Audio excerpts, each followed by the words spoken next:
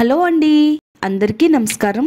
Welcome to my channel ఆహా ఏమి రుచి. ఈ రోజు మన వీడియోలో బెస్ట్ అండ్ పర్ఫెక్ట్ గా టమాటా నిల్వ పచ్చడిని ఎలా తయారు చేసుకోవాలో చూపిస్తానండి.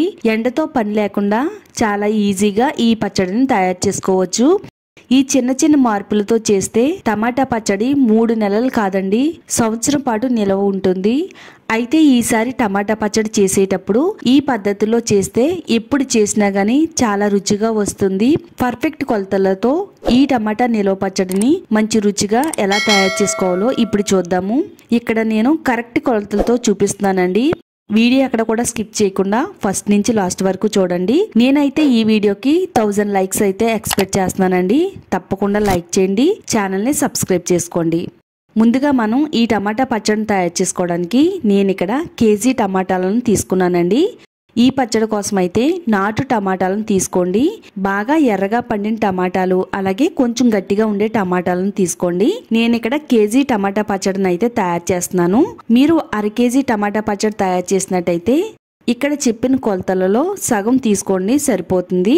ఇలా తీసుకున్న టమాటాలన్నిటిని కూడా బాగా కడిగి కాటన్ క్లాత్ తీసుకుని తడి లేకుండా శుభ్రంగా తుడుచుకోవాలి. తుడిచిన తర్వాత చిన్న చిన్న ముక్కలుగా కట్ చేసుకోవాలి. మరీ చిన్నగా కాకుండా కొంచెం మీడియం సైజులో ఉండేటట్టుగా ఇక్కడ నేను చూపిస్తున్న విధంగా ఇలా టమాటా ముక్కల్ని కట్ చేసుకోవాలండి. ఇదే విధంగా మొత్తం టమాటాలన్నిటిని కూడా కట్ చేసుకుని పక్కన పెట్టుకుందామండి. ఆ తర్వాత స్టవ్ ఆన్ చేసి స్టవ్ పైన కడాయి పెట్టుకుని కడాయి వేడైన తర్వాత 1 స్పూన్ మెంతులను వేసుకుని దోరగా ఫ్రై చేయాలండి. మనం మెంతులను సరిగ్గా ఫ్రై చేసుకోకపోతే పచ్చడి అనేది లైట్ గా చిరిచేది వస్తుందండి. కాబట్టి మెంతులను బాగా ఫ్రై చేయండి.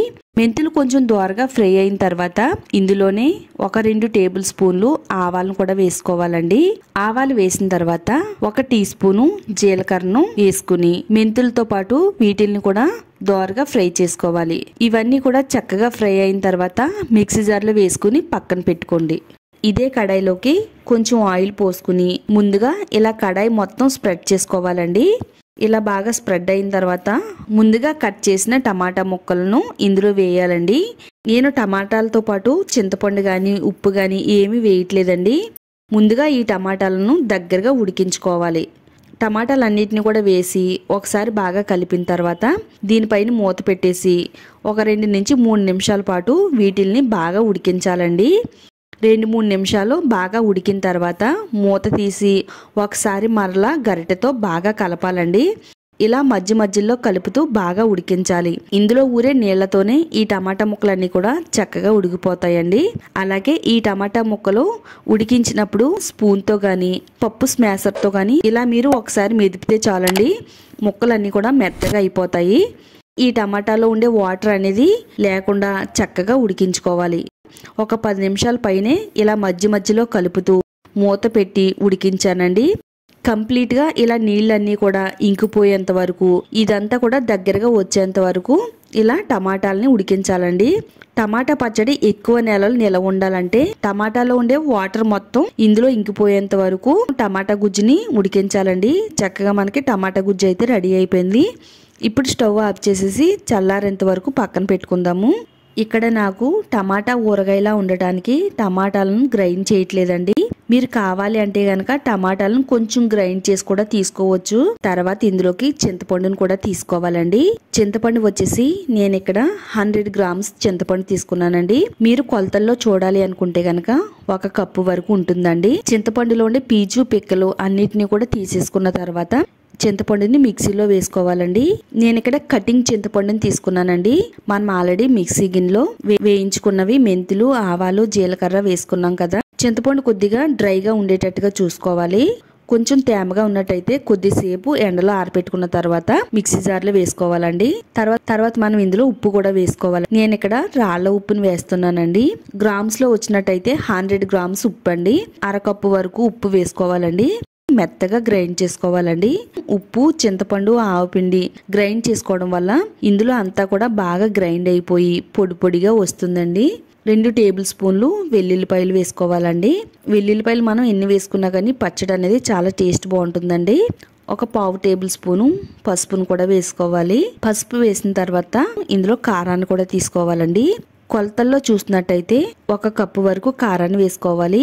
గ్రామ్స్ లో చూసినట్టయితే 100 గ్రామ్స్ కారం వేసుకోవాలండి.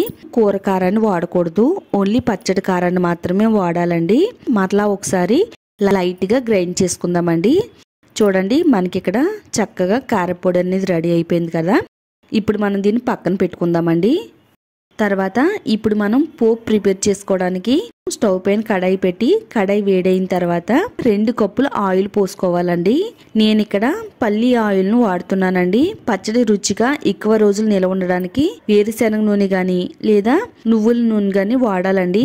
ఈ ఆయిల్స్ వాడడం వల్ల పచ్చడి చాలా టేస్ట్ ఉంటుంది, ఎక్కువ రోజులు నిల్వ ఉంటుందండి. నేను ఇక్కడ కేజీకి 2 కప్పుల ఆయిల్ వేస్తున్నానండి. మీరు అర కేజీ పచ్చడి తయారు చేస్తే గనక 1 కప్పు ఆయిల్ అనేది సరిపోతుంది.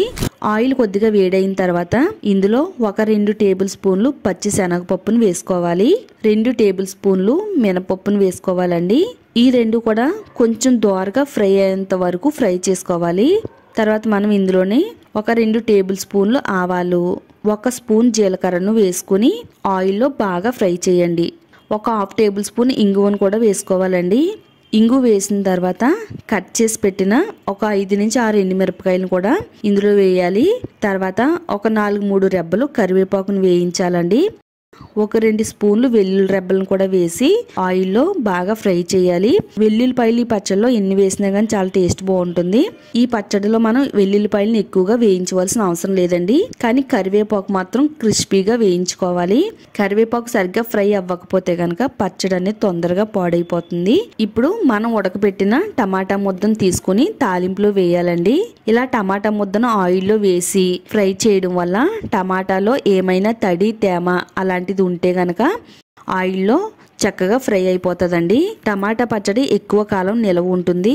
అందుకే నేను ముందుగా టమాటాలో కారం గాని ఉప్పు గాని ఏమీ వేయలేదండి. ఈ టమాటా ముద్దను ఆయిల్లో 2 నుంచి 3 నిమిషాలు బాగా ఫ్రై చేయాలండి. ఆయిల్లో చిట అనడం తగ్గిపోయేంత వరకు దీన్ని బాగా ఫ్రై చేసుకోవాలి. ఆయిల్ అనేది సెపరేట్ అయిపోతుంది కదా.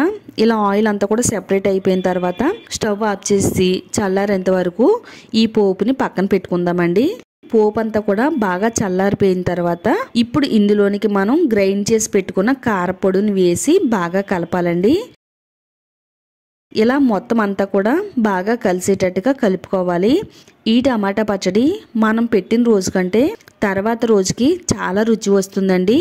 1-2 సార్లు బాగా కలపాలి. ఎందుకంటే మనం లాస్ట్ లో కారపొడి వేస్తున్నాం కాబట్టి టమాటా ముద్దకు పట్టేటట్టుగా వేసి బాగా కలిపేసుకోవాలండి.